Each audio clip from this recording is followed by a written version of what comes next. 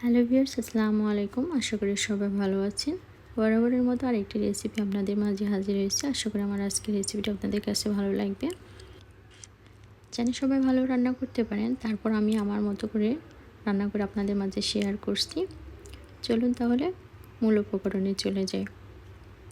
এখানে আমি 5 টুকরা কাতল মাছ নিয়েছি, ভালোভাবে ধুয়ে পরিষ্কার করে নিয়েছি। এর মধ্যে পরিমাণ মতো লবণ দিয়ে দিলাম এবং মরিচের গুঁড়া দিয়ে দিলাম পরিমাণ মতো, হলুদ গুঁড়া দিয়ে দিচ্ছি পরিমাণ মতো, দিয়ে ভালোভাবে মাছের সাথে মাখিয়ে নিতে হবে। অবশ্যই খেয়াল রাখতে হবে মাছ মাখানোর সময় যেন মরিচ আর লবণের পরিমাণটা ঠিক থাকে, তা না হলে রান্নাটা টেস্ট আসবে না। এখানে আমি একটি ফ্রাই প্যান গরম করে নিয়ে পরিমাণ মতো তেল দিয়ে দিলাম। তেল গরম করে নিয়েছি, এরপরে একে একে মাছগুলো দিয়ে দিচ্ছি। মাছের এক সাইড ভাজা হয়ে আসলে অপর সাইড ভাজার জন্য মাছগুলোকে আমি উল্টাই দিব। অপর সাইডও আমি ভালোভাবে ভেজে নিব।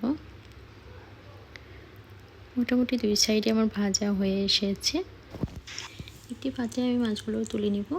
আপনার কাছে আমার ছোট্ট একটি রিকোয়েস্ট থাকবে, আপনারা যদি আমার চ্যানেলে নতুন দর্শক হয়ে থাকেন তাহলে আমার চ্যানেলটিতে সাবস্ক্রাইব করবেন এবং পাশের বেল বাটনটি অল করে দিবেন, যাতে করে আমি যে ভিডিওগুলো আপলোড দিব প্রথমে আপনাদের ফোনে নোটিফিকেশন চলে যাবে এবং দেখতে পাবেন। যাই হোক, আমি মাছগুলোকে তুলে নিয়েছি।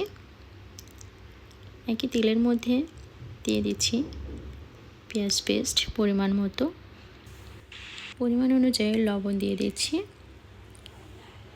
জিরের গুঁড়া দিয়ে দিচ্ছি পরিমাণ মতো, হলুদ গুঁড়া দিয়ে দিচ্ছি পরিমাণ অনুযায়ী, সর্বশেষ দিয়ে দিচ্ছি লাল মরিচের গুঁড়া পরিমাণ মতো। আমি মশলাগুলো সামান্য পরিমাণে ভেজে নিয়েছি। নিয়ে মশলাগুলো কষানোর জন্য সামান্য পরিমাণে পানি অ্যাড করে কিছুক্ষণ জাল করে নিব। কিছুক্ষণ জাল করে নিয়েছি, দেখতে পাচ্ছেন তেল উপরে ভেসে উঠেছে। এরপর রান্না করার জন্য বেশি পরিমাণ পানি অ্যাড করলাম। এগুলো যখন ফুটবে এ পর্যায়ে মাছগুলো দিয়ে কিছুক্ষণ রান্না করে নিব এবং ঝোল শুকানো পর্যন্ত অপেক্ষা করব। ঝোল শুকায় এসেছে আর মাছগুলো আমার রান্না হয়ে গেছে। আমি এখন তুলে পরিবেশন করব। হ্যালো ভিউয়ার্স, এই ছিল আজকের কাতল মাছ রান্নার রেসিপি। আমার রেসিপিটি যদি আপনাদের কাছে একটু ভালো লেগে থাকে তাহলে ভিডিওটিতে লাইক দিবেন এবং কমেন্টস করবেন। ভালো থাকবেন। আজ এ পর্যন্তই।